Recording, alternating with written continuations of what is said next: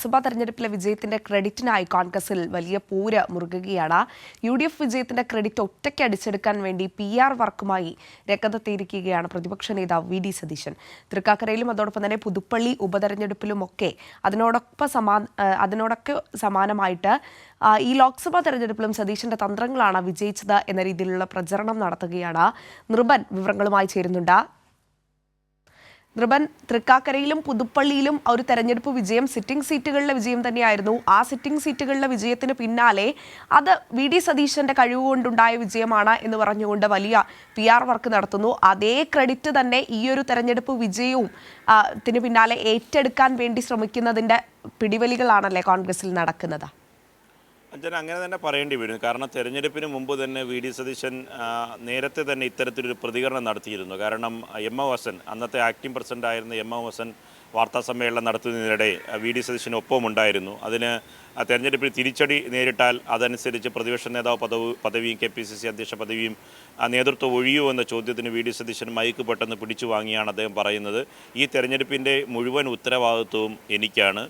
ഈ തെരഞ്ഞെടുപ്പ് ഏതെങ്കിലും തരത്തിലുള്ള തിരിച്ചടി നേരിട്ടാൽ പാർലമെൻ്ററി പാർട്ടിയുടെ ലീഡർ എന്ന നിലയിൽ താൻ ഈ ഉത്തരവാദിത്വം ഏറ്റെടുക്കും എന്ന് അന്ന് തന്നെ VD സതീശൻ പറഞ്ഞിരുന്നു. കാരണം ഒരു പാർലമെൻറ്റ് തെരഞ്ഞെടുപ്പിൽ പ്രത്യേകിച്ച് ഈ BJP സർക്കാരിനെതിരെയുള്ള ഒരു വിധിയെഴുത്തായി കേരളത്തിലും ഉണ്ടാകും. അതിൻ്റെ ഒരു മുന്നേറ്റം UDFന് അനുകൂലമായി വരും എന്ന ഒരു വിലയിരുത്തൽ നേരത്തെ തന്നെ വന്നിരുന്നതാണ്. അതിൻ്റെ പറ്റിൽ അതിൻ്റെ മുഴുവൻ തെരഞ്ഞെടുപ്പിൻ്റെയും വിജയത്തിൻ്റെയും പങ്കാളി, അതിൻ്റെ എല്ലാം നേതൃത്വം വഹിച്ച ഒരാൾ താൻ തന്നെയാണ് എന്ന തരത്തിൽ രണ്ടാമത് അതിൻ്റെ വിജയത്തിൻ്റെ മുഴുവൻ പകിട്ടും തനിക്ക് തന്നെ ലഭിക്കട്ടെ എന്ന തരത്തിലുള്ള സൂചന വെച്ചാണ് അദ്ദേഹം ആ പ്രതികരണം നടത്തിയത്.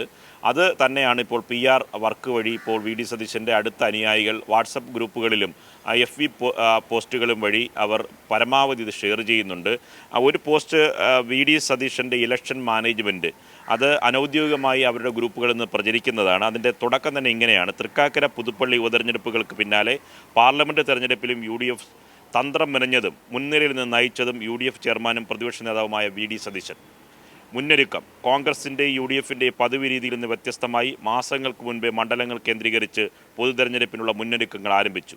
കോൺഗ്രസ്, മുസ്ലിം ലീഗ്, കേരള കോൺഗ്രസ്, RSP കക്ഷികളുടെ ആദ്യഘട്ടത്തിൽ അവരവരുടെ മണ്ഡലങ്ങൾ കേന്ദ്രീകരിച്ച് പ്രത്യേകമായി യോഗം ചേർന്നു. രാഷ്ട്രീയ സാഹചര്യം വിലയിരുത്തി, ഘടകകക്ഷികൾ അങ്ങനെ തുടങ്ങി പോവുകയാണ്. പരമാവധി കോൺഗ്രസ് ബൂത്ത് കമ്മിറ്റികളെ സജീവമാക്കി. ഇതൊക്കെ KPCC അധ്യക്ഷൻ ചെയ്യേണ്ട പണിയാണ്. അത് സ്വാഭാവികമായും പാർട്ടി പറയേണ്ട ഉത്തരവാദിത്തമാണ്. അതുകൂടി VD സതീശൻ അനുകൂലികൾ VD സതീശനാണ് ഇതൊക്കെ ചെയ്തതെന്നാണ് പറയുന്നത്.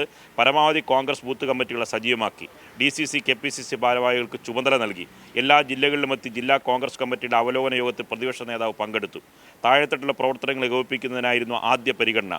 ജില്ല മുതൽ ബൂത്ത് തലം വരെ നേതാക്കളെ ഓരോ ദിവസവും ഫോണിൽ ബന്ധപ്പെട്ട് VD സതീശൻ നിർദ്ദേശം നൽകി. സാമൂഹ്യ മാധ്യമങ്ങളുടെ ഇടപെടലിന് KPCCക്ക് പുറമെ UDFൻ്റെ നിശബ്ദ ടീമിനെ നിയോഗിച്ചു.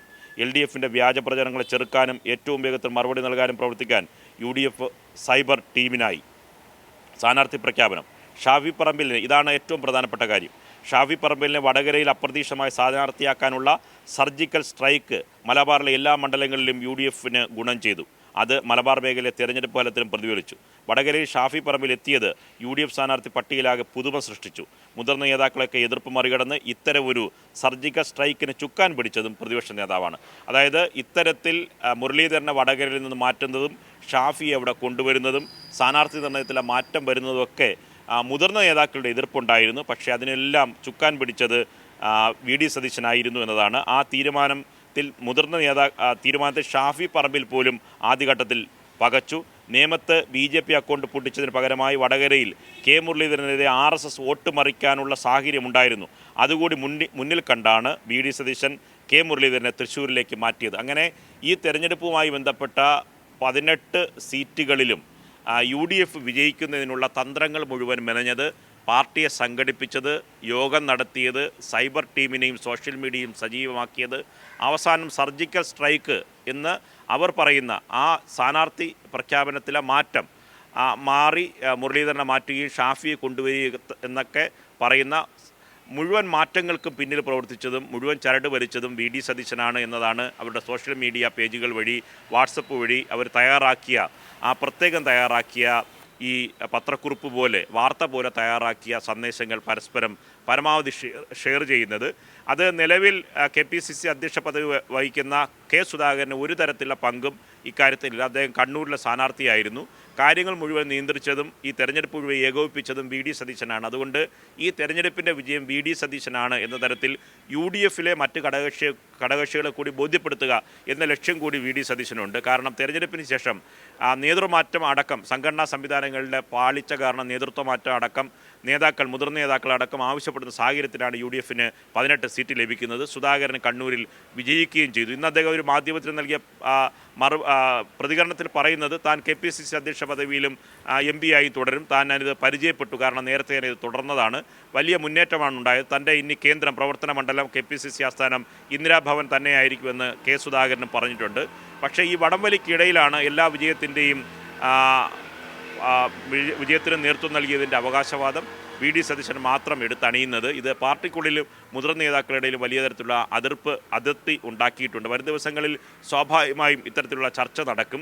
പഞ്ചായത്ത് തദ്ദേശ തെരഞ്ഞെടുപ്പിലേക്കും വരുന്ന നിയമസഭാ തെരഞ്ഞെടുപ്പിലേക്ക് പോകുമ്പോൾ സംഘടനാ സംവിധാനങ്ങൾ പരമാവധി ശക്തിപ്പെടുത്തണമെന്നും പുനഃസംഘടനയിലേക്ക് പോകണമെന്നുള്ള നിർദ്ദേശം നേരത്തെ തന്നെ പാർട്ടിക്കുള്ളിലുണ്ട്. അതിലൊക്കെ തന്നെ ഇനി വരും ദിവസങ്ങളിൽ കോൺഗ്രസിനെ സംബന്ധിച്ചിടത്തോളം അധികാരം ഉള്ളവരുടെ ഒപ്പം ചേർന്ന് നിൽക്കുന്ന ഒരു രീതിയുണ്ട്. ഇപ്പോൾ KC വേണുഗോപാൽ ദില്ലിയിൽ ഏറെക്കുറെ ഈ പറയുന്ന BJPക്ക് തിരിച്ചടിക്ക് ശേഷം ഇന്ത്യ സഖ്യത്തിനൊക്കെ ഒരു മുൻതൂക്കമുള്ള കോൺഗ്രസിന് സീറ്റുള്ള ഒരു സംവിധാനത്തിലേക്ക് വന്ന സ്ഥിതിക്ക് KC വേണുഗോപാലിന് ശക്തി കൂടുതൽ വർദ്ധിക്കുകയാണ്.